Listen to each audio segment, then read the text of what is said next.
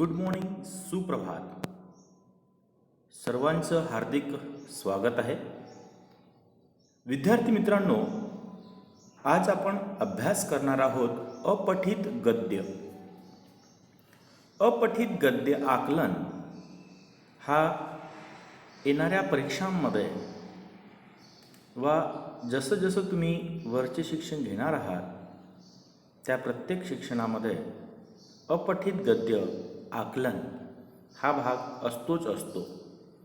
यावर्षी अपठित गद्य आकलन यालाच इंग्रजीमध्ये अनसीन पॅसेजेस तुम्हाला आकलनासाठी दिलेले असतील.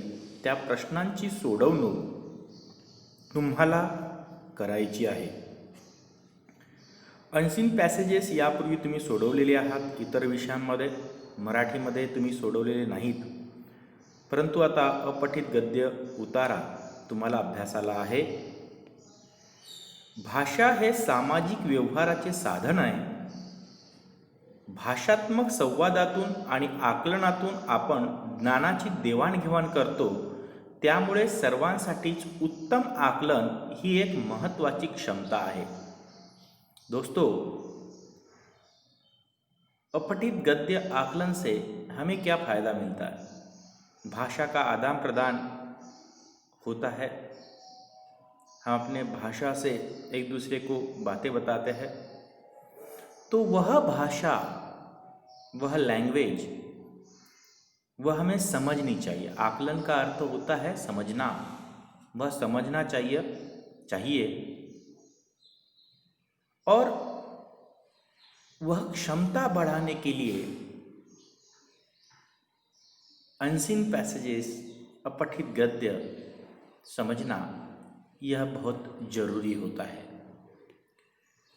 शालेय पातळीवरही गद्य आकलन किंवा उतार्यावरील प्रश्न विचारले जातात. यानी की स्कूल लेवल पर, आपली शालेय पातळी म्हणजे स्कूल लेवल, गद्य आकलन व उतारा यानी कि अनसीन पैसेजेस के ऊपर प्रश्न पूछे जाते हैं.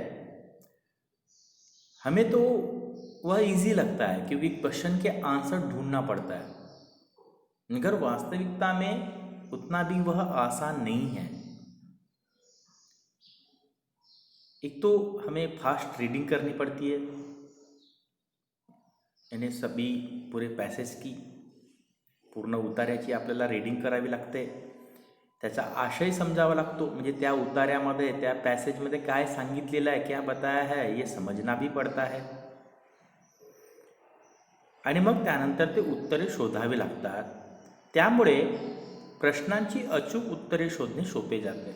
आणि और वह आकलन हो गया, आपको समझ में आ गया वह पैसेज, तो उसके आंसर ढूंढना इजी जाता है. बहुत ही कौन सी सूचना है इसके लिए बहुत ही महत्त्वपूर्ण है. देखिए, आता आपण याविषयी काही महत्त्वाची माहिती पाहूया. इसके बारे में बहुत ही इम्पोर्टंट जो जानकारी है वह देखेंगे. आता आपण ती माहिती पाहूया.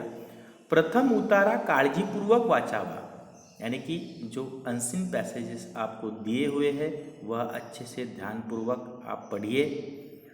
उतार्यातील आशय समझने सर्वात महत्त्वाचे, यानी कि जो पैसेज आपको दिया है वह उसका अर्थ क्या है वह समझना बहुत ही आवश्यक है.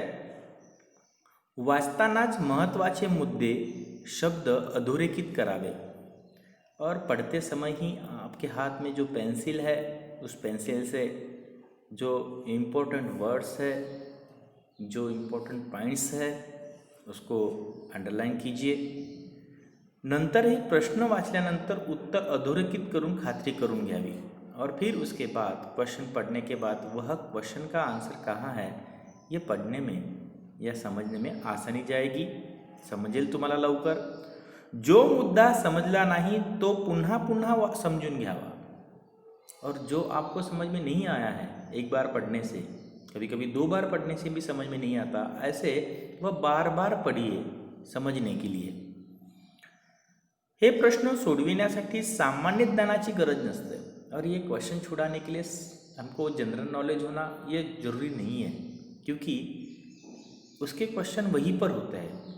यानी क्वेश्चन नीचे पूछे जाते ऊपर में अनसीन पैसेज दिया रहता है, तो हमें जनरल नॉलेज होना चाहिए, इसे अपने मन से लिखना है, ऐसा तो बिल्कुल नहीं है। यानी कि उसके आंसर तो वहीं पर रहती है। प्रश्नांची उत्तरे उत्तरातच असतात और क्वेश्चन के आंसर तो पॅरेग्राफ में ही होते हैं। योग्य पर्याय निवडा, लेखनाचा दृष्टिकोन, वस्तुनिष्ठ माहिती, योग्य शीर्षक कोणते, इस प्रकार के क्वेश्चन पूछे जाते हैं। और जहाँ तक आपको वन लाइन सेंटेंस क्वेश्चन, कभी कभी योग्य पर्याय निवडा यानी कि ऑप्शन वाइज ऐसे क्वेश्चन पूछे जाते हैं। महत्त्वाचे म्हणजे एकापेक्षा जास्त उत्तरे बरोबर असू शकतात, पण सर्वात योग्य उत्तर देणे अपेक्षित असते। ऐसा भी हो सकता है कि एक के से भी ज़्यादा आंसर हो सकते हैं उस क्वेश्चन के, मगर परफेक्ट आंसर क्या है ऐसा भी पूछा जा सकता है, और उसी परफेक्ट आंसर को मार्क्स भी दिए जाते हैं। तर विद्यार्थी मित्रांनो, यानंतर मी तुम्हाला आता एक उतारा देणार आहे अभ्यासाला, तो उतारा अभ्यासा